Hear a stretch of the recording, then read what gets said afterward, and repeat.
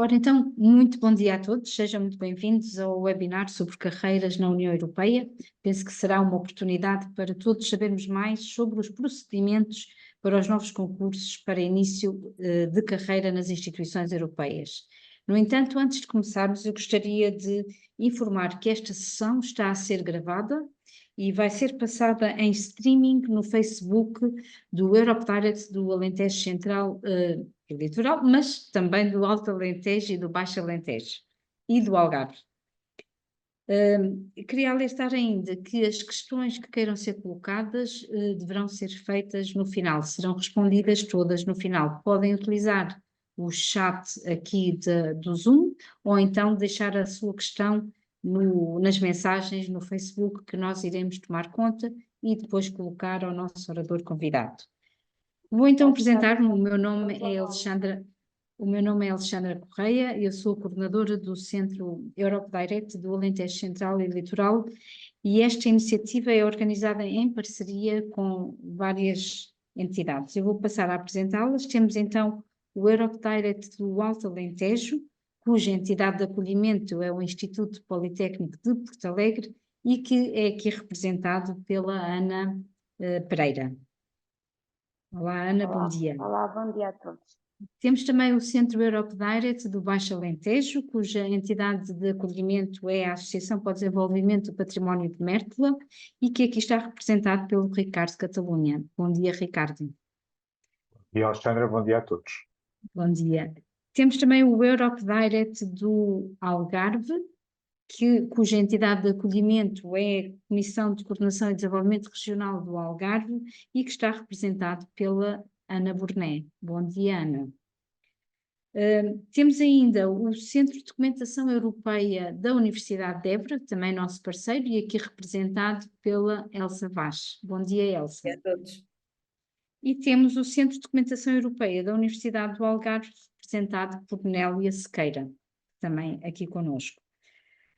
Para esta iniciativa temos a estreita colaboração da Comissão Europeia, que também aqui está representada por Rita Guerreiro. Passo então a apresentar o nosso convidado hoje, que é Luís Loureiro Amorim, que é o chefe da Unidade de Promoção de Relações Externas da entidade responsável pelo Serviço Europeu de Seleção de Pessoal, que normalmente designamos por EPSO, e que é o nosso convidado hoje aqui para esta sessão. Eu vou então, desde já, passar a palavra ao Luís. Seja muito bem-vindo e muito obrigada pela sua colaboração e a sua sempre disponibilidade para colaborar connosco nestes eventos. Passo Olá, então bom dia. Com licença. Bom dia a todos e todas. Estou-vos a falar de Bruxelas, onde ainda faz muito frio e onde o dia está um bocadinho cinzento, mas já há um cheirinho de primavera no ar. Quando eu digo que faz frio, fazem mais ou menos 8, 10 graus, mas de facto já se consegue notar que a primavera está a chegar. Eu vou-vos fazer uma apresentação que terá no máximo 20 minutos e, como disse a minha colega, no final fica a aguardar as vossas questões, qualquer coisa que seja necessário esclarecer e também alguma coisa que eventualmente eu não tenha falado durante a minha apresentação e que considerem importante. Aliás, a parte das questões tem essa grande vantagem. Se houver algum tema, algum assunto que eu não tenha levantado durante a minha apresentação, esse será o momento para aqueles que me estão a ouvir o fazerem. Devo dizer-vos que, por vezes, poderão notar que a minha língua está um bocadinho perra. Depois de 28 anos fora de Portugal tendo em conta que não é todos os dias que eu falo português, ainda que gostasse muito de ter essa possibilidade, às vezes falham-me determinado tipo de expressões, determinadas palavras, e pode ser que de repente vocês sintam que há ali uma paragem, mas é o meu cérebro à procura da palavra e da expressão certa em português.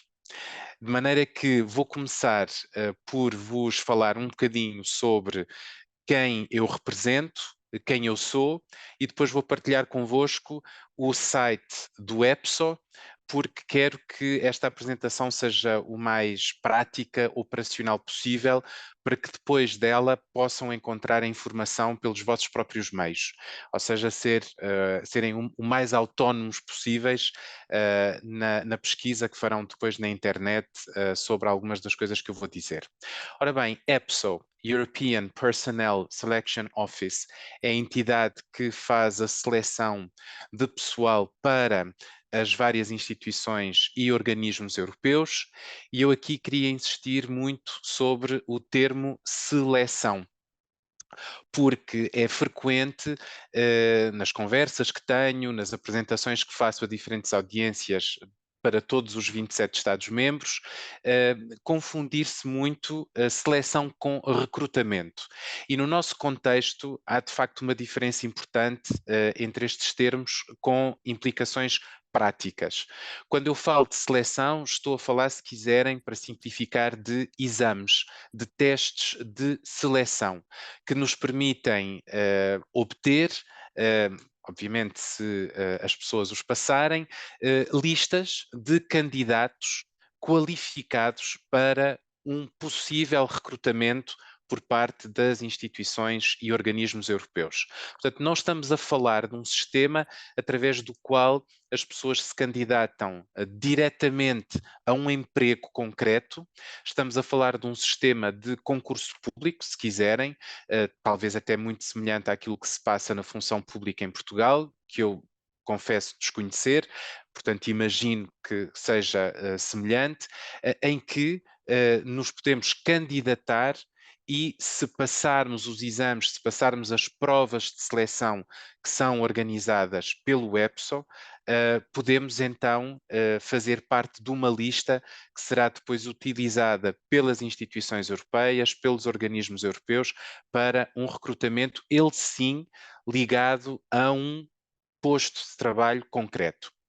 E também para esclarecer, quando falo de instituições, quando falo de organismos, de quem estou a falar, são as organizações para as quais nós, EPSO, trabalhamos, estou-me a referir à Comissão Europeia, ao Parlamento Europeu, ao Conselho da União Europeia, ao Serviço Europeu de Ação Externa, ao Tribunal de Justiça da União Europeia, ao Tribunal de Contas da União Europeia, ao Provedor de Justiça Europeu, estou a falar também do Comitê das Regiões, estou a falar também do Comitê Europeu Económico e Social e por aí fora. Há de facto muitas outras instituições e organismos para os quais nós trabalhamos.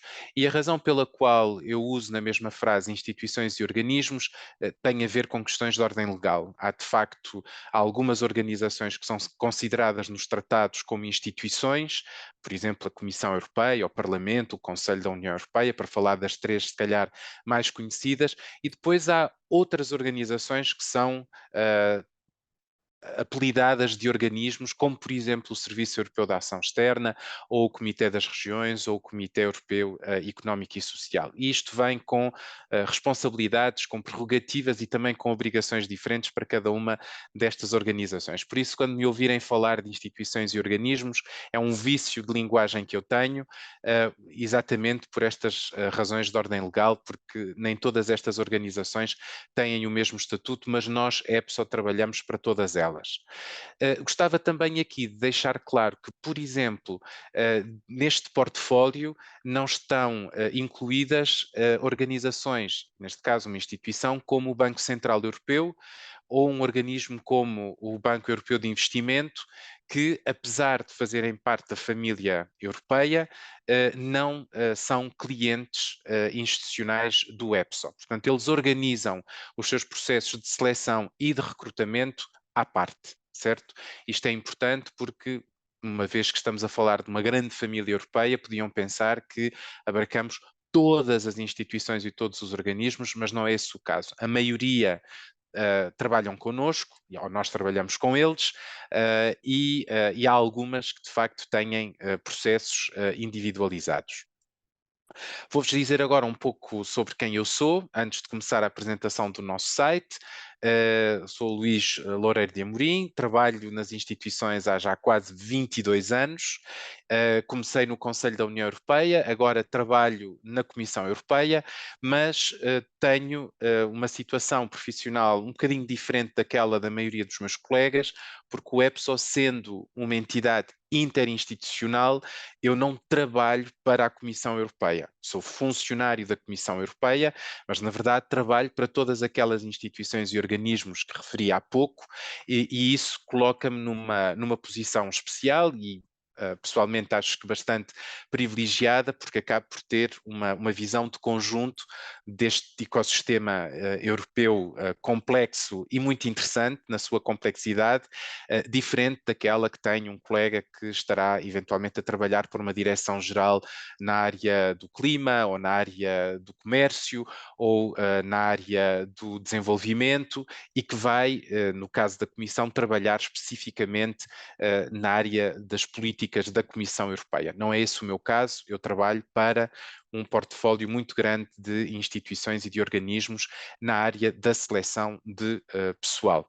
O meu trabalho, muito concretamente, sem me alargar muito mais, é trazer gente para as nossas provas de seleção, para os nossos exames, para os nossos diferentes procedimentos de seleção, para garantir no final deste processo listas de candidatos que passaram estas provas, que passaram estes exames, que correspondam às necessidades de recrutamento das instituições. De maneira que o meu trabalho é, por exemplo, estar aqui hoje convosco a falar-vos sobre como é que podem eventualmente candidatar-se para um futuro possível emprego com a União Europeia, de maneira a que, por exemplo, haja candidatos portugueses, nacionalidade portuguesa suficientes, uma vez que é um dos Estados-membros, um dos 27, que começa a estar mal representado em termos de nacionais junto do Serviço Público Europeu. E dito isto, vou partilhar convosco o nosso site para vos começar a explicar o que é que devem fazer e as diferentes avenidas que podem encontrar no nosso site para se candidatarem a um possível trabalho futuro na União Europeia. E vou também falar assim muito brevemente sobre os estágios, porque imagino que haja gente à volta, perdão, desta mesa virtual que estará se calhar numa fase da sua vida em que ainda poderia ter interesse em fazer um estágio profissional. Queria só ver se conseguem ver o site. Ok, obrigado. Ora bem, eu vou-vos apresentar o site em inglês por uma razão muito simples. É a língua que eu uso habitualmente no meu trabalho, mas também é uma forma de vos colocar numa situação muito semelhante àquela que nós, funcionários, vivemos todos os dias, em que temos que trabalhar numa outra língua que não a nossa. E, portanto, apresentar-vos o site em inglês é também uma forma de vos colocar nessa situação simulada do que é que significa estar a trabalhar nas instituições, uma vez que é muito raro trabalharmos na nossa língua nativa.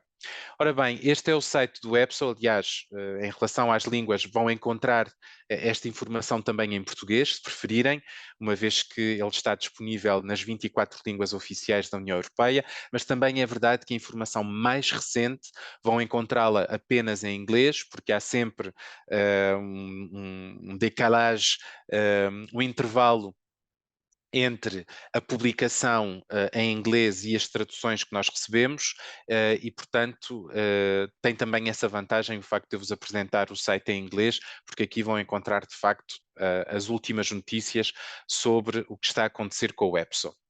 Ora bem, aqui no nosso site vocês vão encontrar uma página que se refere a Upcoming Selection Procedures, ou seja, os procedimentos de seleção que estão previstos, e neste caso, muito concretamente, vão verificar rapidamente que não há ainda um planeamento completo para 2024. No entanto, no dia 1 de março, vai reabrir o período de candidaturas para um concurso na área do transporte, ou se preferirem, da mobilidade, na verdade, em inglês chama-se Transport Competition, mas refere-se a todas as questões ligadas à mobilidade, seja as ferrovias, seja a aviação, seja o transporte marítimo.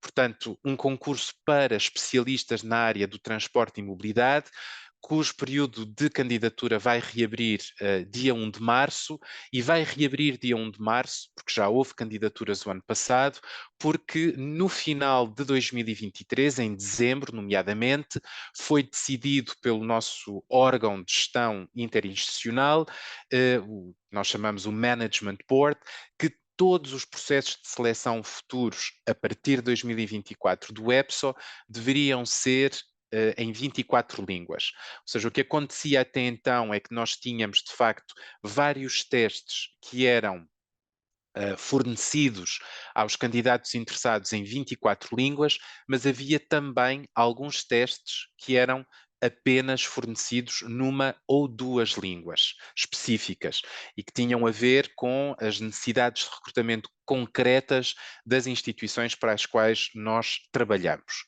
Mas em dezembro, por questões também de ordem legal, foi decidido que todos os testes, todas as provas que nós utilizamos têm que ser disponibilizadas nas 24 línguas oficiais, e isso leva a que alguns dos concursos que foram lançados o ano passado tenham que ser reabertos para termos em conta esta decisão e para podermos adaptar os requisitos do concurso a esta decisão.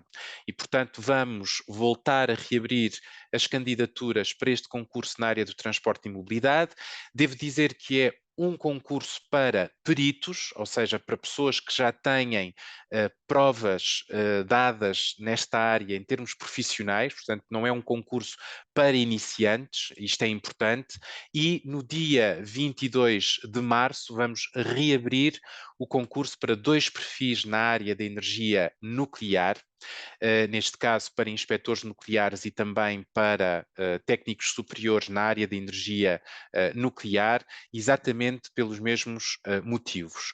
E posso-vos já dizer, ainda que isto não seja oficial e não esteja publicado, que muito provavelmente teremos também que reabrir o período de aplicação para o nosso concurso na área da economia, para economistas, e também vamos ter que reabrir o nosso concurso na área da gestão de crises, migração e segurança interna, exatamente pela mesma razão, porque precisamos de adaptar retroativamente esses concursos devido a esta decisão sobre o regime linguístico. Vamos ter que trabalhar nas 24 línguas em todas as provas, sem nenhuma exceção. Portanto, se eu estivesse interessado em candidatar-me a este concurso, tendo em conta, imaginemos, não é o caso, mas tendo em conta o facto de eu ser um perito na área do transporte e mobilidade, ter experiência profissional na área do transporte e mobilidade. A primeira coisa que eu teria que fazer, se ainda não o tivesse feito, se nunca tivesse feito isso antes, seria abrir uma conta EPSO. Estão a ver aqui este retângulo azul que diz My EPSO Account, e se clicarem neste enlace, vão encontrar uma página onde podem criar esta conta. Eu tenho uma conta e posso mostrar-vos no que é que consiste. Há uma secção dedicada à informação pessoal, uma outra onde podemos carregar o nosso CV, carregar também documentos que provam aquilo que nós dizemos no nosso CV, informação adicional, há uma parte também dedicada a competências e depois as outras secções são secções mais administrativas. Mas isto apenas para ilustrar do que é que se trata esta conta. E alguns que me estão a ouvir, se calhar já criaram esta conta, apenas se deve criar uma vez e fica essa conta depois para o resto da nossa vida, entre aspas. Sempre que nos candidatarmos a um concurso, vamos fazer referência a esta conta. Vou voltar atrás e vou tentar entrar outra vez aqui na página web. Portanto, essa seria a primeira tarefa, criar esta conta, e depois haveria uma página de candidatura que agora não está ainda disponível, porque nós só vamos reabrir o período de candidaturas no dia 1 de março. Portanto, no dia 1 de março haverá na nossa página principal haverá uma página muito semelhante a esta que estão a ver aqui, com uma foto, com um link, que é aquilo que nós chamamos landing page, que é a página que permite às pessoas interessadas candidatarem-se. Mas eu, de qualquer das maneiras, vou continuar com este exemplo do concurso de transportes e vou-vos mostrar que existe já, uma vez que ele foi aberto ano passado, que existe já uma página que explica com algum detalhe no que é que consiste este concurso. Aliás,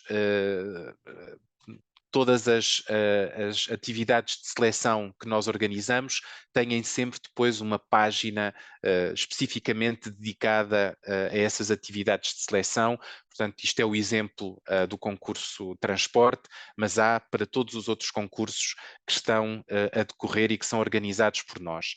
Nesta página, de facto, a informação é bastante mais administrativa. As páginas de candidatura, como poderão ver a partir de dia 1 de março, são muito mais visuais, são muito mais apelativas, mas de qualquer das formas, se estiverem interessados, por exemplo, neste concurso ou no concurso sobre energia nuclear ou depois no concurso para economistas e também para pessoas com especialização na área da gestão de crises, migração e segurança interna, poderão já começar a ver estas páginas para perceber no que é que consistem estes procedimentos de seleção. Vou-vos mostrar um documento, aliás, muito importante que encontram nesta página, que é o anúncio de concurso, que é publicado oficialmente no Jornal Oficial da União Europeia. Não vou abrir muito mais para não me alongar, mas de qualquer das formas é um documento ao qual eu devo sempre chamar a atenção de quem me escuta, porque é aqui neste anúncio de concurso que vem toda a informação formal sobre a organização do concurso, inclusivamente tipo de testes que são utilizados, a própria duração desses mesmos testes, a forma como os testes são avaliados, o peso que vão ter os diferentes testes na avaliação que será feita e, portanto, aconselho-vos realmente, sempre que haja um concurso, a lerem com muita atenção o anúncio de concurso, ainda que ele seja, por vezes, bastante legalista e não tão apelativo quanto uma página web. Nestas páginas encontram também um pequeno vídeo que explica os principais elementos do concurso e aquilo que devem ter sempre em atenção é, de facto, os critérios de elegibilidade, se têm ou não esses critérios. E vão encontrar esses critérios de elegibilidade na nossa página, aqui onde vem Selection Process Eligibility, aconselho-vos também, se ainda não tiverem feito essa pesquisa, a lerem com atenção quais são os requisitos necessários para se poderem candidatar a este concurso que, se for bem sucedido, leva a uma lista que é depois utilizada pelas instituições e organismos europeus para as suas necessidades concretas de recrutamento e que dará, se tudo correr bem, se passarem o período de prova, como em qualquer emprego, dará acesso a uma carreira enquanto funcionário permanente das instituições europeias. Portanto, aqui encontram os requisitos principais, a nacionalidade de um dos Estados-membros, com, obviamente, a importância também das línguas, é necessário falar pelo menos 2 línguas, uma delas de forma, eu diria, excelente e outra de forma bastante satisfatória para poder participar nos nossos concursos. Essa escolha é uma escolha individual. Às vezes perguntam, mas que línguas é que eu devo escolher? Bom, as línguas em que se sinta mais confortável, as línguas que lhe permitam ter maior sucesso ao passar as nossas provas, com, obviamente, uma ressalva importante, ou seja, há um processo de recrutamento, haverá, depois destas provas de seleção, uma entrevista ou até mais do que uma entrevista, que serão conduzidas, na maior parte dos casos, em inglês, às vezes também em francês e eventualmente também nas línguas que no currículo vitae referiu como tendo conhecimento. Portanto, as pessoas têm que estar avisadas para o facto de terem depois uma situação de recrutamento em que vão ter que comunicar numa das línguas que é mais utilizada nas instituições. Ela é geralmente o inglês, mas também se utiliza em algumas delas o francês e os diferentes serviços que vão organizar depois essas entrevistas de recrutamento concretas vão fazer uma escolha sobre uma ou duas ou mais línguas, se eventualmente o candidato tiver feito referência a mais línguas no seu CV, para desenvolver essas entrevistas. Mas, de facto, formalmente é perfeitamente possível fazer o concurso, por exemplo, em português e em italiano, ou em português e sueco, ou em português e inglês, ou em português e francês, ou em português e romeno. Mas eu queria, de qualquer das formas, chamar a vossa atenção para a fase do recrutamento em que necessariamente se vão fazer as entrevistas em inglês e às vezes também em francês. Bom, eu não me vou alargar muito mais sobre os critérios de elegibilidade. O que eu queria era mostrar-vos que há uma página que vos dá essa informação e que era importante também que lessem para se candidatarem a estes concursos que levam a uma carreira enquanto funcionário permanente nas instituições. Para não me alargar também muito mais, porque eu estou a ver o tempo a passar, queria chamar a vossa atenção para uma outra via, para uma outra avenida que leva também à possibilidade de trabalharmos para as instituições europeias, mas com um contrato temporário. E neste caso estamos a falar do famoso CAST, que quer dizer Contract Agent Selection Tool, chama-se Permanent ou permanente porque o processo de registro ou de candidatura, se preferirem, está aberto durante todo o ano, ou seja, não há períodos específicos de candidatura. No primeiro caso que vos mostrei, por exemplo, voltando ao exemplo do concurso de transporte e mobilidade, há de facto um período de candidatura específico, que tem geralmente a duração de 5 semanas, vai reabrir dia 1 de março e as pessoas terão 5 semanas para prepararem a sua candidatura, mas no caso do CAST, para os agentes contratuais, este período está aberto todo o ano. E esta é também uma oportunidade interessante para quem estiver interessado, por exemplo, em experimentar se de facto trabalhar para as instituições europeias é algo que os interessa. Esta avenida, esta via, este processo de seleção é bastante mais simples do que o concurso para funcionários permanentes, que tem de facto bastantes provas. Eu vou falar das provas em separado. De maneira que gostava de chamar também a vossa atenção para este processo de seleção, porque vos pode interessar ficar a conhecer. Esta é a página que explica de forma bastante detalhada como é que funciona este processo de seleção e aqui queria mostrar-vos, porque pode não ser imediatamente aparente, o documento, o manual que está disponível nas 24 línguas oficiais da União Europeia, que explica todos os procedimentos para este tipo de seleção. E há um procedimento em particular que é muito importante ter em conta. Nós registamos-nos numa base de dados, mas esse registro não leva imediatamente a que sejamos convidados para provas de seleção.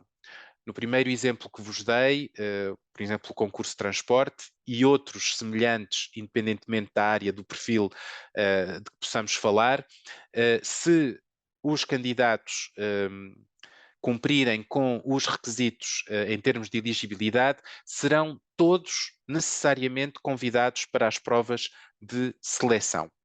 Neste caso, de agentes contratuais, o CAST, ou Contract Agent Selection Tool, para não usar demasiada gíria, para podermos passar as provas de seleção, é preciso que um serviço de recrutamento de uma instituição ou organismo europeu peça ao EPSO para que nós sejamos testados. Tem que haver, portanto, um convite formal de um serviço de recrutamento que acha o nosso perfil interessante para que nós sejamos testados. E muitas vezes é-me perguntado, mas então como é que eu posso fazer para ter esse tal convite? Ora bem, há duas hipóteses. A primeira passiva, a outra ativa.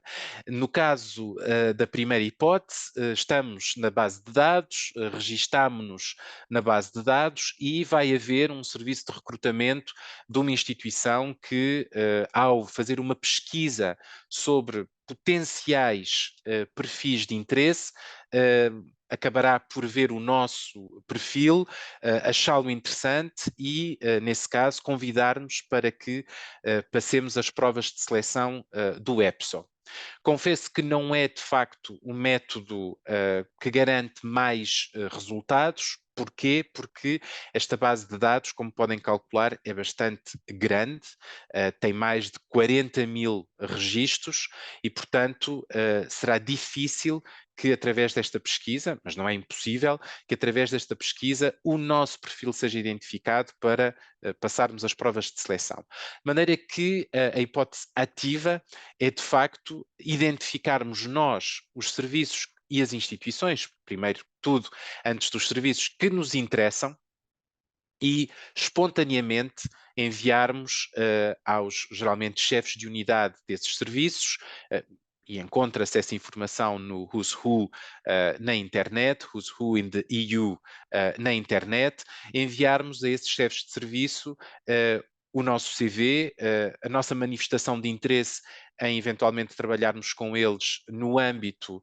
do CAST, do Contract Agent Selection Tool, e se de facto esse e-mail, porque hoje em dia é assim que as coisas funcionam, estimular interesse por parte desses serviços, eles entrarão em contacto com o EPSO para que essas pessoas passem as provas de seleção.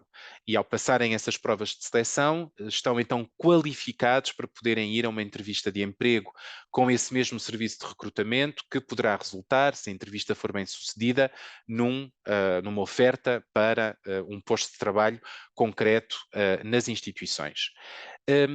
Vou-vos também falar de um outro truque que utilizam alguns dos candidatos no âmbito do CAST, que é virem à nossa página Job Vacancies, e vou-vos dar um exemplo do maior empregador que nós temos no nosso ecossistema, que é a Comissão Europeia, se bem que haja outros, e aliás, convido-vos a também pesquisarem as oportunidades que são oferecidas pelas outras instituições e organismos, mas vou entrar nesta página que diz respeito especificamente à Comissão Europeia, e aqui vão ver que há uma quantidade de ofertas de trabalho para contratos temporários que estão divididas entre duas categorias: temporary staff e contract staff. O contract staff são os contract agents, certo? E se eu quiser, posso filtrar por tipo de contrato e vou ter a lista apenas de contract staff. Uma vez mais, contract agent e contract staff são a mesma denominação. Ora, o que é que fazem muitos candidatos para, eventualmente, estimularem o tal interesse de que vos falei há pouco, para que possam depois ser convidados a passar as provas de seleção do CAST? É virem a esta lista, fazerem esta filtragem que eu fiz agora, e se encontrarem um anúncio de emprego que corresponde ao seu perfil e aos seus interesses, enviarem a sua candidatura espontaneamente, não tendo ainda passado as provas de seleção CAST, mas estando já na base de dados CAST, através daquela primeira página que vos mostrei, e isso pode levar, de facto, a que um serviço de recrutamento se dê conta que tem ali à sua frente um possível candidato ou candidata interessante, e levar a um convite formal para que o EPSO faça depois então as tais provas de seleção, que, se forem bem sucedidas, poderão levar a uma entrevista para uma oferta de emprego. Portanto, é um truque que vos estou a dar e que vos aconselho a fazer, porque de facto é uma das questões que me é colocada naturalmente, porque não é tão óbvio como eventualmente poderia parecer, como ter esse tal convite para poder passar as provas do CAST. E mais uma vez, queria reforçar a ideia que quando estamos a candidatar-nos a um concurso para funcionários permanentes, se tivermos todos os requisitos de elegibilidade para o concurso, somos chamados para as provas de seleção sem falta. De maneira que essa também é uma questão importante que eu queria realçar. Tenho estado a falar muito sobre provas de seleção, tenho estado a falar muito sobre exames, gostava de vos mostrar a página no nosso site, onde poderão encontrar informação sobre essas provas.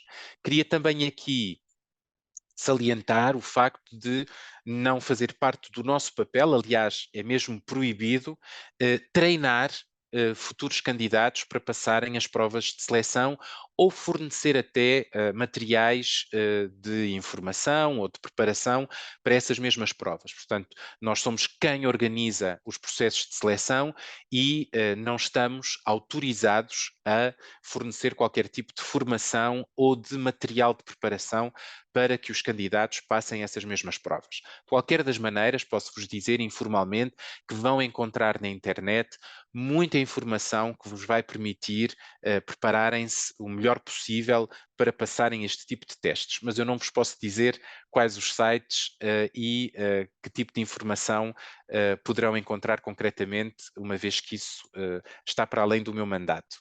Mas nesta página em particular vão encontrar não só a explicação dos testes, eu vou escolher, por exemplo, aqui esta página para especialistas, para concursos de especialistas, como é o caso do concurso de transportes, para ficarmos sempre com um exemplo que eu acho que ajuda a ilustrar melhor as coisas, e nesta página eu vou encontrar pequenas descrições do tipo de testes que serão feitos e também vou encontrar exemplos desses mesmos testes.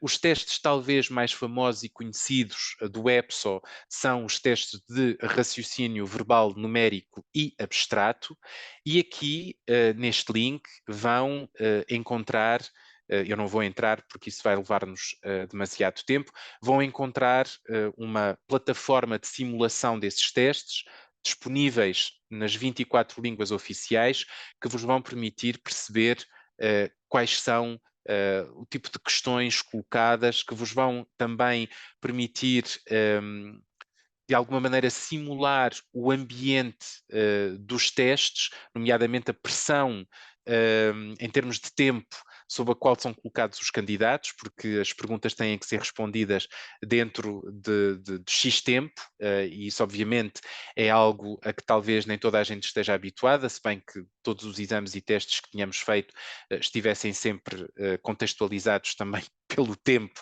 que nos era atribuído para os fazer, mas aqui de facto essa pressão é talvez mais importante e isto vai-vos permitir fazer essa simulação, por exemplo.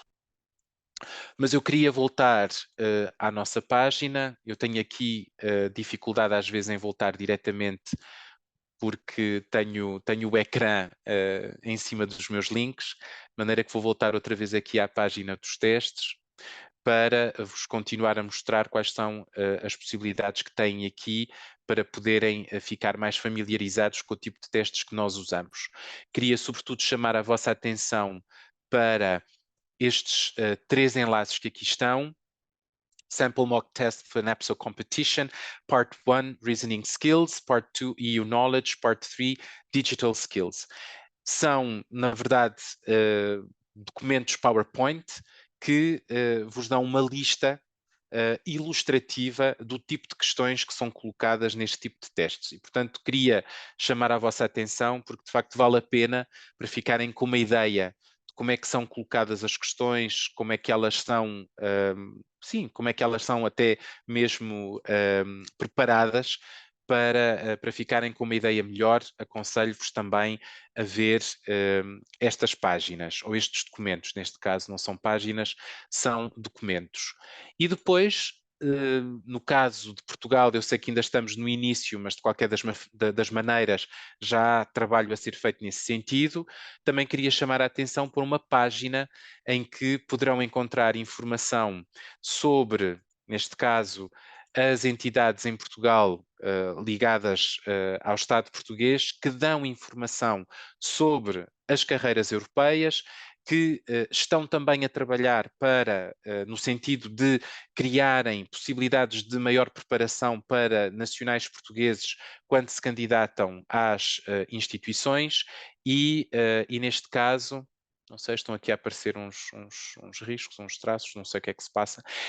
E neste caso, queria-vos chamar a atenção para a representação permanente de Portugal junto à União Europeia e também o Centro de Informação Europeia Jacques Delors, que se não seguem nas redes sociais deveriam seguir, porque eles publicam muita informação destinada a uma audiência lusófona e aos nacionais portugueses sobre as carreiras europeias e, portanto, vale a pena consultá-los.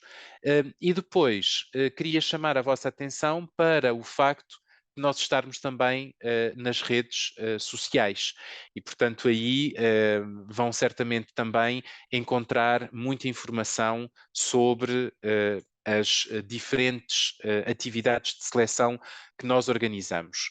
Queria mostrar apenas uma, porque estou a chegar ao final do meu tempo. Nós temos uma conta no LinkedIn, mas também no Instagram, também no X, antigo Twitter, também no Facebook, mas queria-vos mostrar a nossa conta no LinkedIn, onde vão encontrar informação, e isto é importante, não só sobre os nossos processos de seleção, mas também sobre ofertas de emprego de todo o ecossistema europeu, certo? De todas as instituições e organismos para os quais nós trabalhamos ou mesmo se não trabalhamos para eles, por exemplo, o Banco Central Europeu, nós, obviamente, estamos abertos a trabalhar com a família toda e colocamos também aqui na nossa conta informação sobre oportunidades de emprego junto dessa outra instituição e de outras com as quais nós não trabalhamos diretamente em termos de seleção, mas com quem temos ligações próximas, porque fazemos todos parte do Serviço Público Europeu. Portanto, aconselho-vos a seguirem também esta nossa página, porque vão encontrar, de facto, muita informação interessante. Vou parar aqui e vou ficar a aguardar as vossas perguntas para poder entrar em maior detalhe em algumas das coisas de que falei.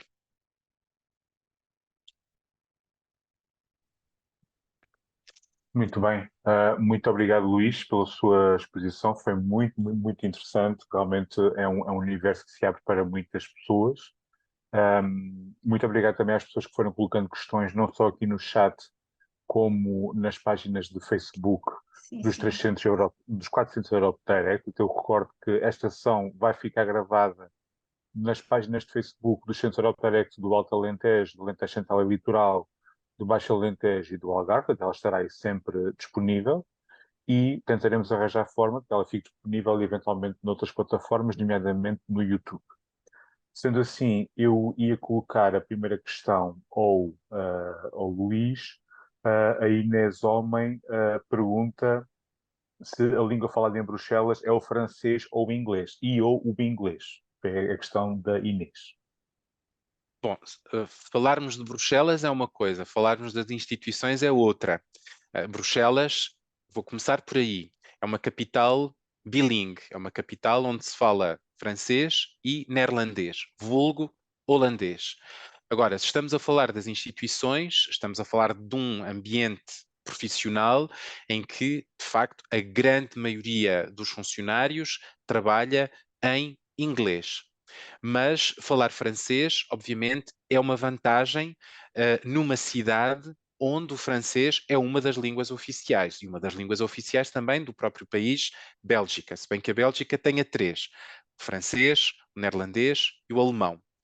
Mas aquilo que é importante ter em conta, eu diria mais do que nada, é que é de facto importante ter um nível, por exemplo, de inglês bastante satisfatório, porque nós vamos trabalhar cotidianamente em inglês, ou seja, 99% do meu dia a dia é passado em inglês.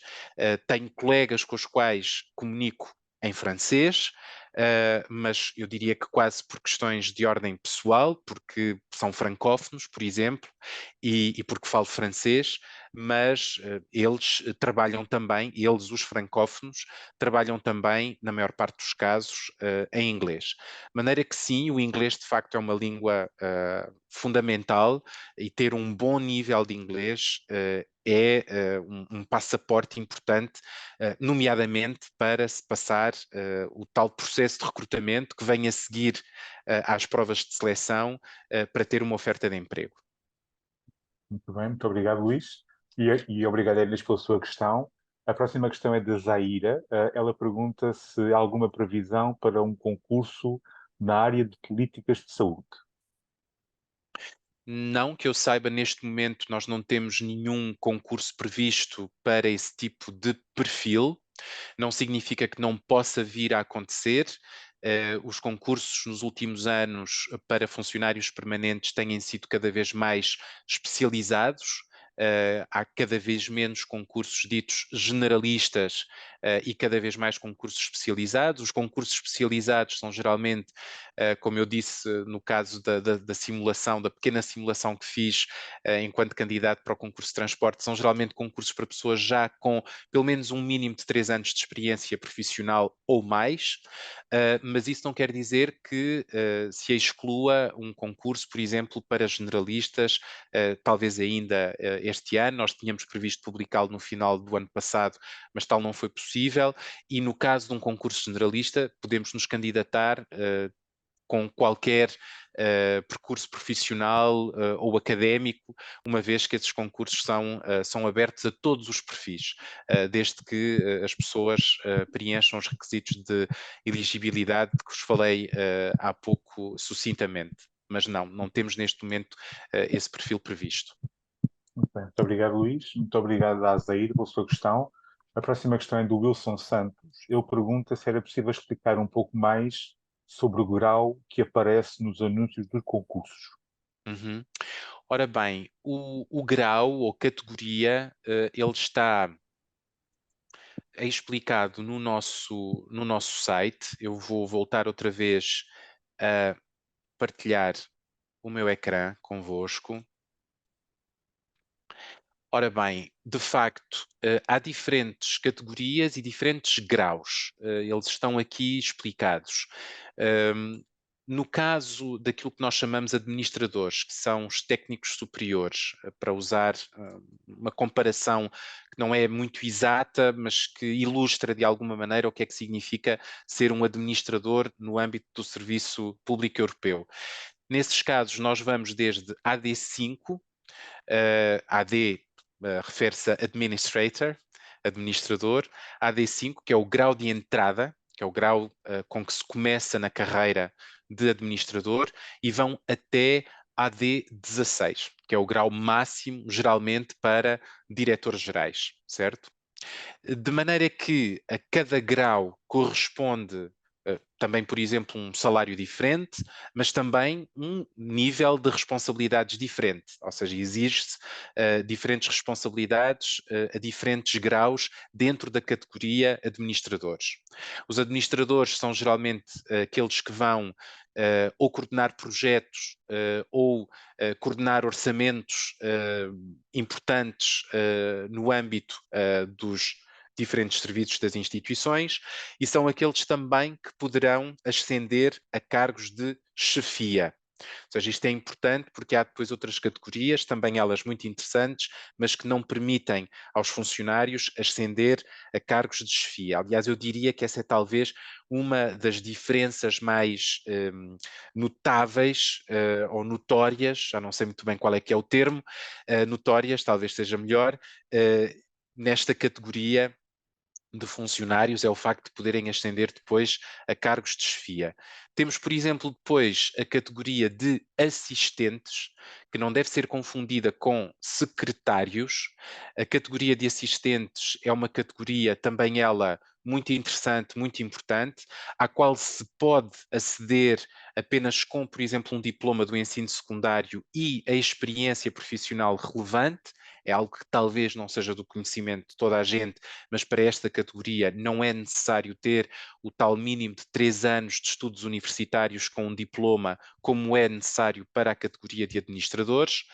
E, neste caso, as tarefas são tarefas ligadas à gestão de projetos, mais administrativas, é verdade, mas não são tarefas de secretariado, porque temos depois uma terceira categoria, essa sim de secretariado, em que tipicamente se faz apoio administrativo às equipas, por exemplo, enquanto secretário, e aí também, mais uma vez, é possível candidatarmos a esses concursos tendo apenas um diploma do ensino secundário completo e experiência profissional relevante.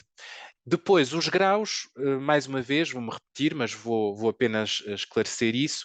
Os graus aplicam-se a todas estas categorias, seja ela administradores, assistentes ou secretários, e cada grau significa um novo patamar em termos de promoção e, obviamente, em termos depois também de benefícios como salário, até mesmo o número de dias de férias aumenta consoante a categoria e o grau que se tem. E aqui, nesta página que vos estou a mostrar, encontram uma explicação sucinta e provavelmente mais clara do que a minha sobre o que é que estes diferentes graus e categorias querem dizer. Muito bem, muito obrigado, Luís. A próxima questão é da Teresa Mexia. Ela pergunta se costumam abrir concursos para trabalho remoto. Não, o nosso trabalho é todo ele presencial. Nós podemos fazer aquilo que chamamos teletrabalho. Podemos fazer teletrabalho 3 dias por semana, mas temos obrigatoriamente que estar 2 dias no escritório por semana e, de facto, trabalhar para as instituições europeias em 99% dos casos significa termos que abandonar o nosso país de origem e ir trabalhar para um outro Estado-membro, seja a Bélgica, seja o Luxemburgo, ou no caso de, por exemplo, agências descentralizadas da União Europeia, ir trabalhar para Helsínquia, ir trabalhar para Amsterdão, ir trabalhar para Barcelona, para Vigo, para, por exemplo, Dublin.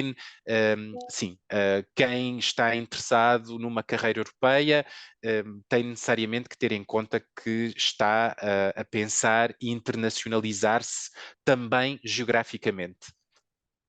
Muito bem. Eu agora, se calhar, passava então a palavra à minha colega Ana. Também temos algumas questões no Facebook. E passava Posso então a só palavra, antes Ana.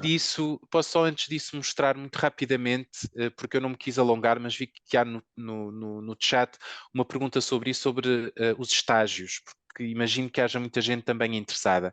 E vou só rapidamente partilhar a página onde nós temos informação sobre os estágios, mais uma vez para vos dar total autonomia. Esta página que diz traineeships, aqui em EU Vacancies and Traineeships, há uma página que diz traineeships, e o bom desta página é que é aquilo que se diz em inglês a one-stop shop. É uma página única em que vão encontrar informação sobre os diferentes tipos de estágios que existem nas várias instituições. De maneira que, apesar dela não ser 100% exaustiva, é muito completa, é talvez a mais completa que vão encontrar em toda a internet e portanto, queria chamar-vos a atenção para esta página. Mas agora voltamos às perguntas. Sim, e voltaremos às perguntas aqui do Zoom, aquelas pessoas que ainda não viram as suas questões aqui a serem referidas, nós vamos voltar a elas, mas queria também, e estamos também a ser vistos via Facebook e temos também aqui algumas questões e nós prometemos às pessoas que nos estão a acompanhar nesta plataforma também que iremos abordar as suas questões. Eu vou colocá-las todas numa única questão, porque basicamente elas falam sobre o mesmo. Alguns aspectos eu penso que o Luís já referiu inclusivamente, de qualquer forma vou repeti-las. Tem a ver com os testes. Portanto, uma das questões é se é possível aceder a testes e treinar sem pagar, mas deixe-me só que eu já agora concluo, porque é a mesma pessoa. Outra questão tem a ver com as tais formações, segundo este nosso participante, julgo saber que a EBSA organiza formações de preparação pagas, o que coloca em desvantagem os que não conseguem pagar, não é? Eu penso que isso também o Luís já tinha referenciado que Exato, isso não é correto. não é a Deixe-me situação. esclarecer e deixar aqui muito claro para quem me estiver a ouvir, o EPSO não organiza nenhuma formação de preparação para concursos. Poderá haver às vezes confusão com os nomes que determinadas empresas utilizam para, naturalmente, publicitarem os seus serviços, haver confusão com o nome EPSO, mas o European Personnel Selection Office não está autorizado e não organiza nenhum curso de preparação para concursos. Certo? Exato. Nem pago, nem grátis. Zero.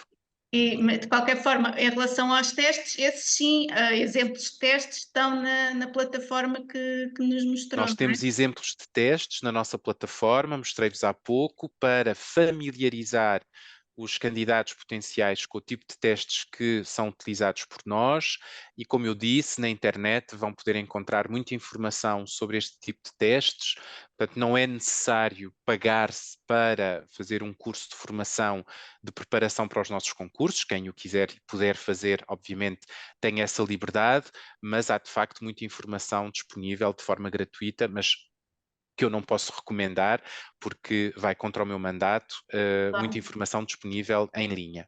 Pronto, porque este participante continua, é um dos candidatos ao concurso dos transportes. Qual é a melhor forma de se preparar e também se há possibilidade de saber se há outros portugueses a concurso para também de alguma forma interagir com esses colegas? Não sei se... Pois, essa é uma informação que nós não podemos dar. Posso sim confirmar que há mais candidatos portugueses nesse concurso, mas por questões, obviamente, de proteção de dados, nós não podemos fornecer aos candidatos o nome dos outros candidatos. Não estamos autorizados a fazê-lo e, portanto, isso é de facto impossível. Mais uma vez, aquilo que eu posso dizer é procurarem também no próprio Facebook grupos de entreajuda, porque os há. Eu sei que há bastantes grupos formados no Facebook e eventualmente até noutras redes sociais entre candidatos para partilha de informações, para entreajuda e portanto fica aqui essa recomendação informal para que se possam preparar. E depois também, não sei, não está aqui, penso eu, nenhum representante do governo português, mas eu sei que o governo está a preparar ativamente também um curso, não sei se lhe poderei chamar um curso, mas ações de preparação para nacionais portugueses para os concursos do EPSO e por isso eu aconselhava que seguissem nas redes sociais, por exemplo, do Centro de Informação Jacques Delors, porque naturalmente eles publicarão informação sobre isso quando estiver disponível. Depois, temos também aqui outro participante que diz que muitos dos concursos do ano passado foram cancelados por razões que tinham a ver com os exames realizados à distância. Se os centros de exame vão voltar a abrir, se há alguma novidade neste campo, e também menciona o tempo estimado para os concursos. Portanto, eu penso que até nesta situação vão haver alterações, não é? Portanto, o que é que poderá dizer sobre isso? Ora bem, eu queria aqui também deixar muito claro que não foram cancelados esses concursos. Isto é muito importante, não é um preciosismo de linguagem, porque quando um concurso é cancelado, ele deixa de existir, certo? O que houve foi uma pausa na testagem. E essa distinção entre cancelamento e pausa é muito, muito importante, sobretudo para os candidatos que já tiveram a sua candidatura validada. Portanto, se houver algum candidato que tenha tido a sua candidatura validada para os concursos que foram publicados o ano passado, esta é uma mensagem que eu quero passar aqui. As vossas candidaturas continuam válidas porque os vossos concursos não foram cancelados. O que houve foi uma pausa na testagem. Essa pausa na testagem ficou de facto a dever-se às dificuldades técnicas que nós tivemos com a plataforma de testagem. O que nós estamos a fazer neste momento, juntamente com todas as instituições com as quais trabalhamos, é procurar ativamente uma alternativa adequada para continuar a fazer a testagem em linha. Eu devo salientar que esta decisão de organizar os nossos concursos em linha é uma decisão estratégica de todas as instituições e organismos europeus para os quais trabalhamos e, portanto, o EPSO tem um mandato específico, formal, por parte destas instituições para produzir estas atividades de seleção em linha. O que nós precisamos, obviamente, é de encontrar uma solução que seja mais adequada do que aquela que tínhamos o ano passado. E já agora voltar a referir aquilo que disse no início, concursos como, por exemplo, o concurso para transportes e mobilidade, eu prefiro dizer mobilidade em português, o concurso para inspectores nucleares e para técnicos superiores na área da energia nuclear e também, mais tarde, para os economistas e para os peritos na área da gestão de crises, migração e segurança interna, vão ser reabertos, dando por isso oportunidade a quem não se candidatou o ano passado de se candidatar este ano, outra vez, de se candidatar pela primeira vez ao concurso. Aqueles que já estão com as candidaturas validadas permanecerão, obviamente, candidatos, e que isto se deve ao facto de passarmos a um regime de 24 línguas oficiais para todas as provas de seleção.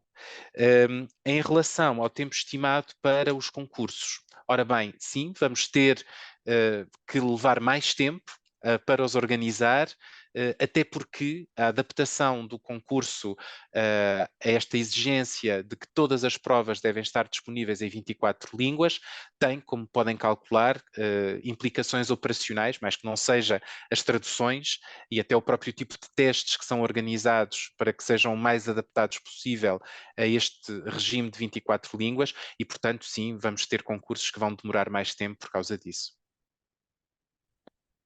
Muito bem, vamos então retomar as questões do chat. Tenho aqui uma questão novamente da Zaira. Ela pergunta se é necessário comprovar o nível das línguas com certificados e, se sim, quais seriam? Ora bem, é uma questão importante porque nós de facto não pedimos certificados que comprovem o conhecimento linguístico dos candidatos. Como é que se prova então o conhecimento? Bom, passando as provas de seleção, porque necessariamente terão que ser feitas em pelo menos 2 línguas, obviamente depois também no próprio processo de recrutamento, quando somos chamados às entrevistas e temos depois que responder numa outra língua que não a nossa língua nativa, na maior parte dos casos, não é? Porque há quem, por exemplo, tenha como língua nativa o inglês, ou o francês, ou as duas até, porque há muitas pessoas que são bilíngues, trilingues e por aí fora. Eu gostava de aproveitar para referir em relação às línguas, porque vi isso no chat, que para as provas de seleção são apenas necessárias 2 línguas. Uma terceira língua, como foi referido no chat, é necessária para as promoções, ou seja, depois de termos entrado no Serviço Público Europeu, se quisermos ser promovidos, temos que provar falar pelo menos 3 das 24 línguas oficiais. Portanto, quem não tem uma terceira língua não se pode considerar elegível para uma promoção, mas para as provas de seleção são apenas necessárias 2 línguas das 27 línguas oficiais da União Europeia e não 3, como eu vi no chat. Muito obrigado, Luís. Muito obrigado, Azeira, pela questão. A Patrícia Raposo faz 3 questões. Eu vou colocar as 3. Algumas o Luís já respondeu, mas calhar podemos só recapitular. Ela pergunta se relativamente aos estágios há alguma página onde encontrar estes estágios disponíveis, e o Luís ainda agora mostrou uma. Perguntou também Posso, se Ricardo, para... se me permites, desculpa, só por causa Sim. dos estágios, eu recordo que estão a decorrer candidaturas para os estágios na Comissão Europeia. Portanto, também deixava este alerta. Está a ser amplamente divulgado, quer através dos nossos canais, a própria representação da Comissão Europeia em Portugal. Portanto, quem estiver nesta fase interessado é ir procurar essa informação, por exemplo, nas nossas páginas de Facebook, Instagram e também na página da Comissão Europeia, suponho. Desculpe interromper. Exato. Tudo bem. A segunda questão era, e acho que o Luís já respondeu, mas nem toda a gente entrou ao mesmo tempo na sessão, era perguntam se para trabalhar para o Serviço de Ação Externa se também é através da EPSO. E por último, uma questão muito interessante que era como é que os candidatos se podem tornar mais atrativos aos olhos de potenciais empregadores e que capacidades ou experiências profissionais podem ajudar nesse sentido. Uhum.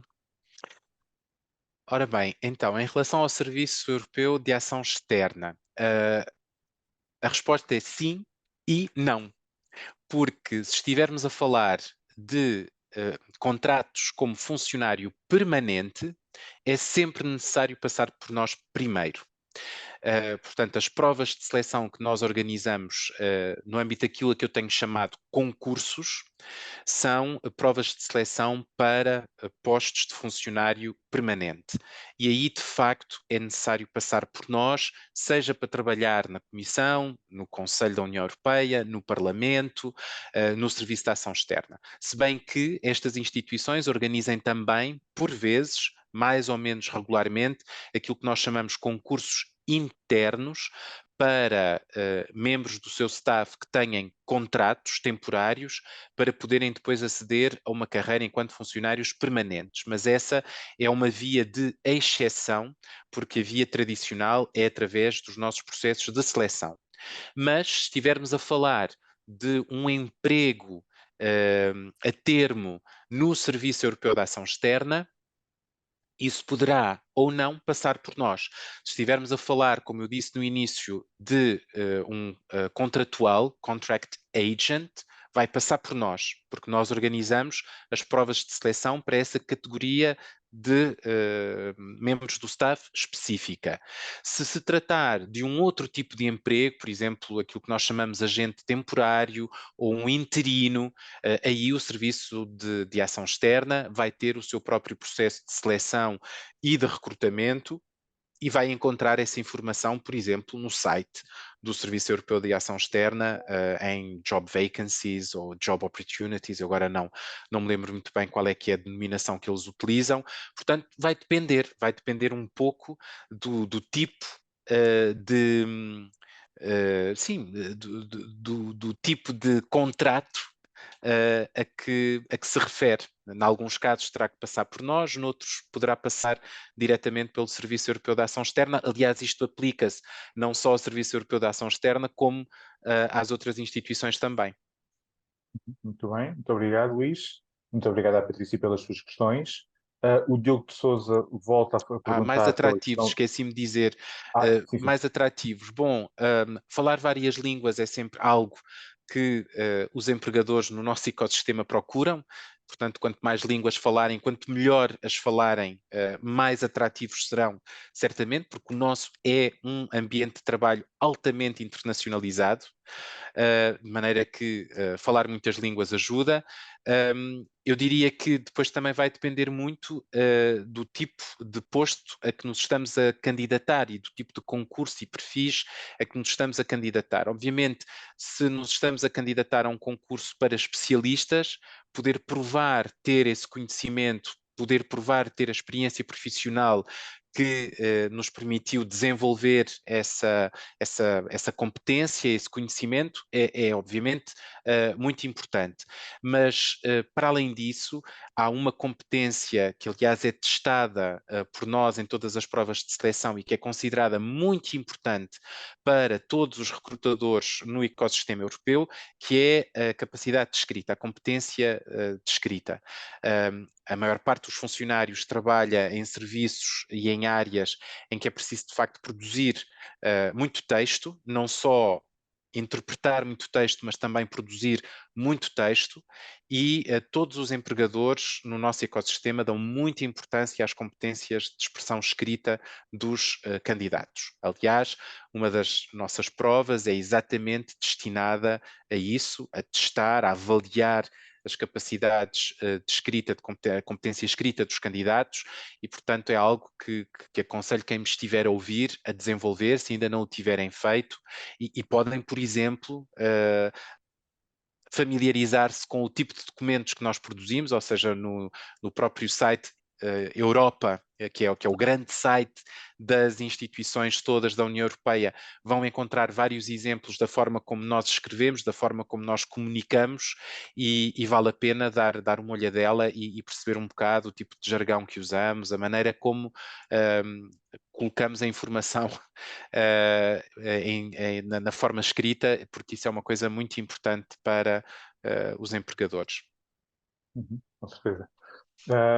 O Diogo de Sousa fala novamente da questão das línguas. Eu creio que o Luís já respondeu a esta questão. Ele diz que é proficiente em 3 línguas, em português, inglês e espanhol, mas que não tem certificados linguísticos, uma vez que eles são do ensino secundário. Como é que ele pode então provar esta proficiência? Não sei se quer acrescentar alguma coisa, É na Luís. prática, certo? É na prática, porque ao fazer as nossas provas de seleção vai ter que escolher pelo menos 2 línguas, e depois numa eventual, se passar essas provas de seleção, depois numa eventual entrevista de recrutamento, poderão colocar-lhe, por exemplo, também perguntas em espanhol para ver se de facto aquilo que disse no seu CV corresponde à verdade ou não, mas não vamos pedir certificados. Muito bem. A Mariana Santos coloca uma questão, a seguinte questão: as instituições e os organismos aceitam o CV em português ou tem de ser em inglês?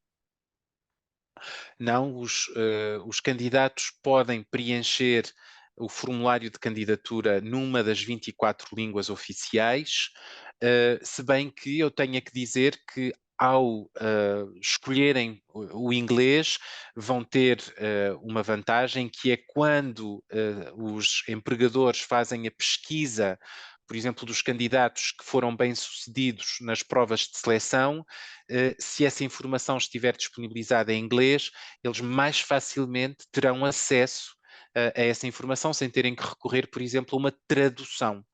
Mais uma vez, temos que ter em conta que estamos a falar de um ambiente de trabalho altamente internacionalizado e, portanto, nem toda a gente, aliás, pouca gente, à procura de perfis de candidatos nas nossas bases de dados, falará português, certo? De maneira que é uma questão estratégica. Sim, podem com certeza fazer toda a vossa candidatura em português, é um direito que nos assiste enquanto cidadãos da União Europeia, mas depois temos também que ser pragmáticos, não é? E pensar estrategicamente. Portanto, é uma escolha individual que cada um terá que fazer. Muito bem. Há aqui pessoas que continuam a perguntar se podemos ter acesso à sessão gravada. Ela, repito, vai estar disponível nas páginas de Facebook dos 400 Europe-Direct, Alentejo, Alentejo Central e Litoral, Baixo Alentejo e Algarve, e também arranjaremos maneira de ficar disponível no YouTube. A Mariana Pinto pergunta em relação aos estágios. Bem, é questão de voltar para trás, já falámos muito em relação aos estágios. A Zélia Dias pergunta, bom dia para a Zélia, se sabe, Luís, se o concurso para juristas linguistas também vai ser reaberto. Não penso que seja reaberto, porque como é um concurso com exigências linguísticas muito específicas, naturalmente, por exemplo, um jurista linguista para a língua portuguesa terá que fazer testes também em português. esta decisão que foi tomada o ano passado em dezembro, que todas as provas terão que ser disponibilizadas nas 24 línguas oficiais, esta decisão não vai ter implicações, não vai ter consequências para concursos de cariz linguístico, não é? Em que, de facto, aí a especificidade do próprio concurso faz com que nós possamos ter provas apenas numa só língua, por exemplo. De maneira que não vamos reabrir porque não temos que adaptar o concurso a essa decisão de dezembro. Muito bem. A Margarida pergunta se ela concorrer e entrar num processo de seleção CAST, se ela pode posteriormente candidatar-se a um outro cargo num outro processo de seleção distinto. Sim, isso é uma pergunta importante.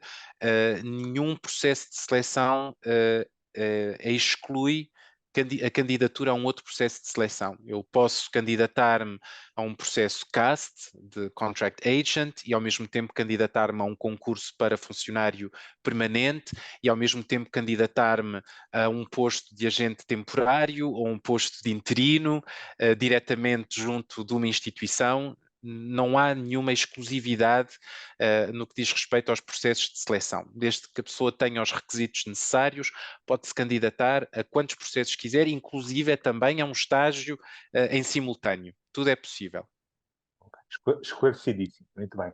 A Ana Araújo apresenta aqui um caso específico do seu caso, mas pode ser até um caso que outras pessoas tenham passado por uma situação semelhante, então é importante colocar. Ela explica que apresentou a candidatura ao concurso de juristas linguistas de língua portuguesa para o Tribunal de Justiça da UE. Ela pergunta se este concurso necessita de conquistar entre aspas, um convite para realizar as provas de seleção. E também pede ao Luís se podia dar algumas dicas mais ou informações relativamente a este processo em concreto. Ora bem, a primeira pergunta, a resposta é não. Como eu disse no início, os concursos que são organizados para funcionários permanentes, desde que nós tenhamos os requisitos de elegibilidade necessários, somos automaticamente chamados para as provas de seleção. É apenas no caso do CAST, em que é necessário ter um convite de um serviço de recrutamento específico numa instituição para que o EPSO faça a testagem e portanto, no caso dos concursos para funcionários permanentes, e neste caso específico, não há esse requerimento, portanto, todos os candidatos que cumprem com os critérios de elegibilidade serão chamados para as provas de seleção e a única coisa que posso dizer é que neste momento de facto ainda não temos uma data para quando a testagem será feita, mas desde que a tenhamos ela será enviada aos candidatos e será publicada também na página dedicada a este concurso em particular. Muito bem. A Sofia Macedo pergunta se formos contratados para uma posição permanente a termo, contrato de 4 anos, teremos acesso ao excedente do salário, por exemplo, que é o que ela quer dizer, por relocação. E também pergunta como é que é a questão burocrática, nomeadamente ao nível do IRS e Segurança Social. Ora bem, eu não sei se compreendo a primeira pergunta, mas penso que tem a ver com a possibilidade de termos subsídios de deslocamento. Ora bem, os nossos salários enquanto funcionários permanentes englobam já em si vários subsídios, nomeadamente o chamado subsídio de dépaysement, não sei como dizer esta palavra em português, peço desculpa. Portanto, não há ou seja, mesmo para os contratuais, para os colegas que têm trabalhos temporários, não há, ou seja, é um novo contrato que é realizado com as instituições, portanto, não há um complemento com relação a um salário nacional. Isso aconteceria apenas no caso daquilo que nós chamamos os peritos nacionais destacados, que é uma categoria de contrato muito especial, em que, por exemplo, funcionários públicos portugueses poderiam, nomeadamente através de um acordo com os seus ministérios, vir trabalhar para as instituições europeias, e de facto aí os salários são tratados de outra forma. Mas se não sei muito bem se eu compreendo a pergunta. Os nossos salários prevêem já vários subsídios para nos ajudarem com o facto de estarmos a trabalhar fora do nosso país de origem. Depois, em relação à segunda pergunta sobre o IRS, nós funcionários pagamos impostos diretamente à União Europeia, mas de facto, dependendo do tipo de contrato, nomeadamente os contratos a termo, esses impostos serão pagos junto das entidades do país de acolhimento, ou seja, se estivermos na Bélgica, há obviamente as entidades fiscais belgas, e o mesmo no Luxemburgo, e o mesmo em qualquer outro país da União Europeia. Mas os funcionários permanentes pagam os seus impostos diretamente à União Europeia. Muito bem. Aqui, relativamente aqui a esta questão da Sofia, há aqui algumas dúvidas, portanto, se ela estiver a ver-nos, talvez seja interessante, se ela quiser algum esclarecimento mais aprofundado, a explicar um bocadinho melhor a sua questão, pode ainda Sim, colocá-la na sua, eu no vou chat. mostrar aqui a página no site, porque não é a minha área de conhecimentos, e portanto prefiro chamar a vossa atenção para esta página no site que se chama Benefits, e em que há um link sobre o salário, e onde podem encontrar a informação legal sobre os salários. Prefiro que seja esta a fonte de informação principal do que eu, que não tenho formação de facto nesta área específica, mas ela está disponível, a informação, no nosso site, e convido-vos, se tiverem questões mais específicas sobre isto, a consultarem antes esta página. Vão ficar Muito melhor bem. servidos. Ótimo, muito obrigado pela informação. A próxima questão é colocada pela Ana Gomes. Ela pergunta se os concursos que exigem a obtenção de convite por parte de uma instituição específica para frequentar as provas de seleção são apenas os do CAST. Ora bem, exato. No caso destes convites para passar as provas de seleção do EPSO no âmbito do Contract Agent Selection Tool, do CAST, é exatamente isso. Estes convites fazem-se nesse âmbito.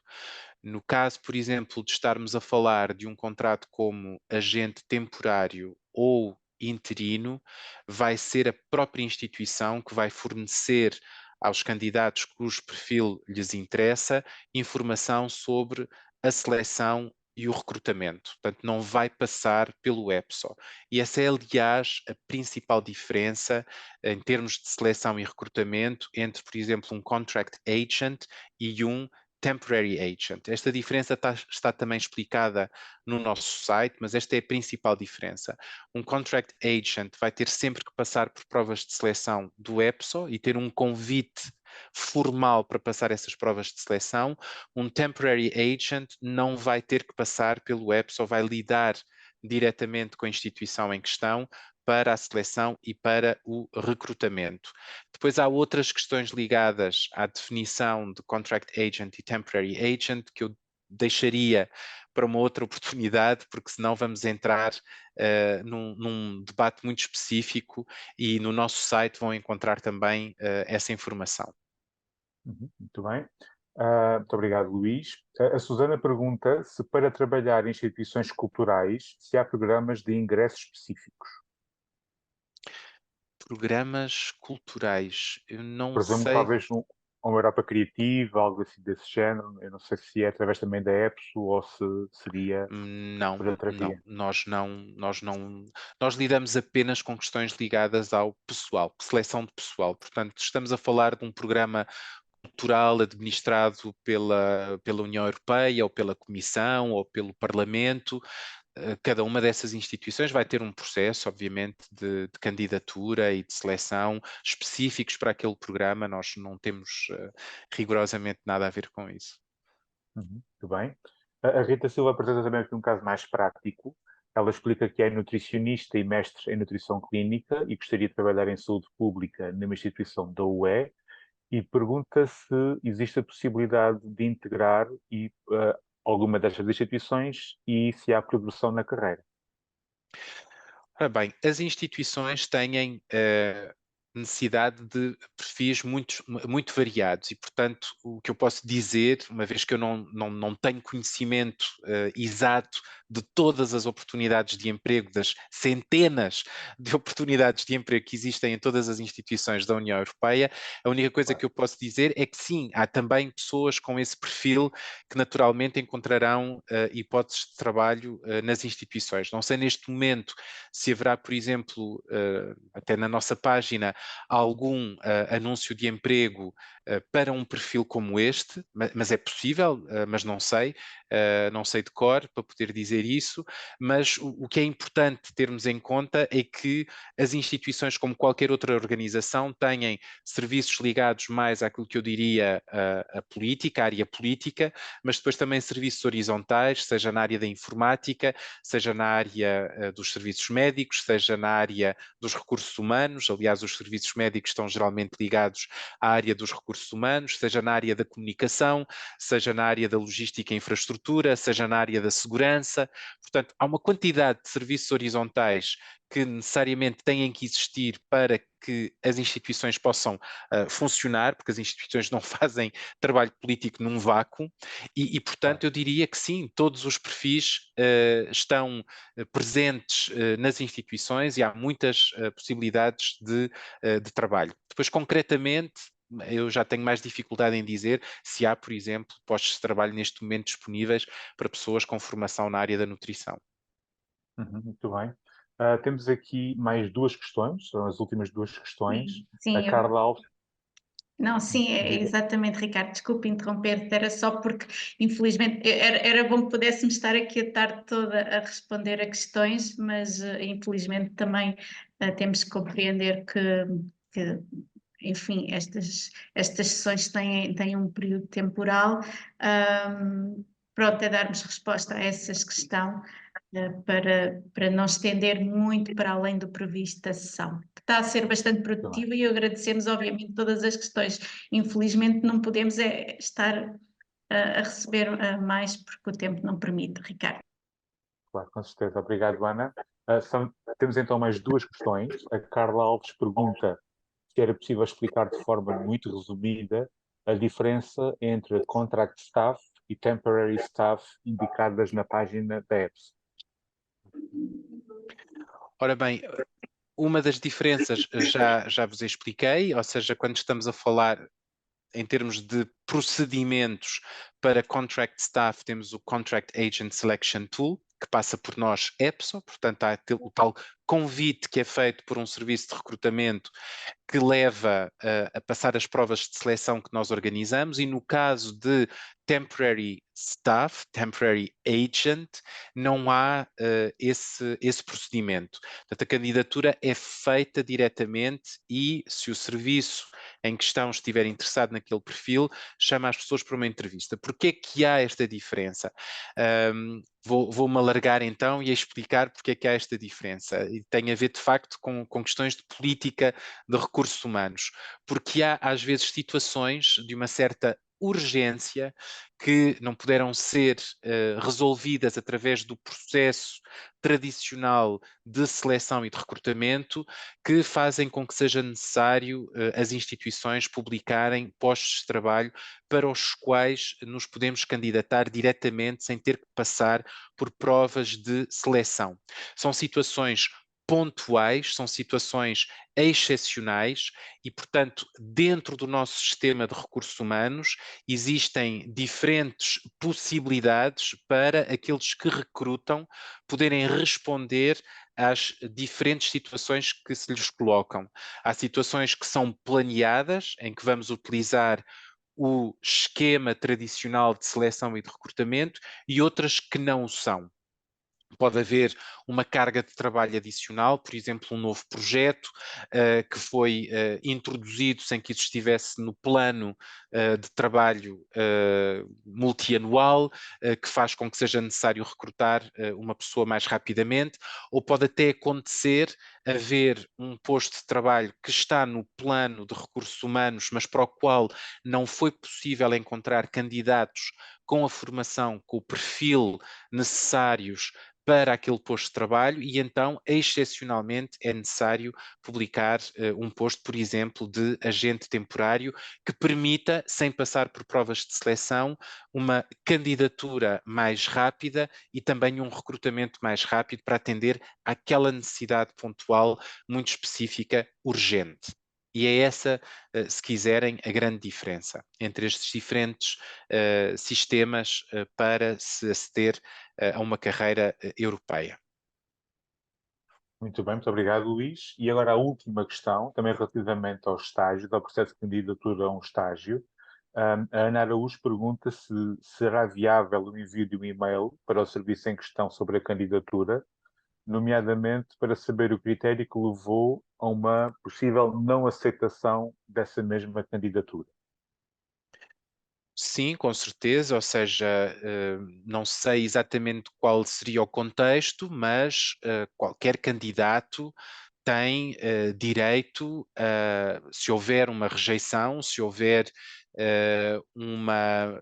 Exato, se houver uma situação em que a sua candidatura não é considerada válida ou em que não passou a entrevista ou em que não passou as provas de seleção, a obter informação sobre o que é que levou a essa rejeição, o que é que levou eventualmente a essa falha no processo. Haverá, obviamente, diferentes, não sei, tradições nas diferentes instituições e vai depender também daquilo que estamos a falar. Estamos a falar de uma candidatura, estamos a falar de uma entrevista de recrutamento, estamos a falar de uma prova de seleção, ou seja, vai depender da situação em particular, mas sim, todos os candidatos têm direito a perguntar o que é que aconteceu com o processo, seja ele qual for.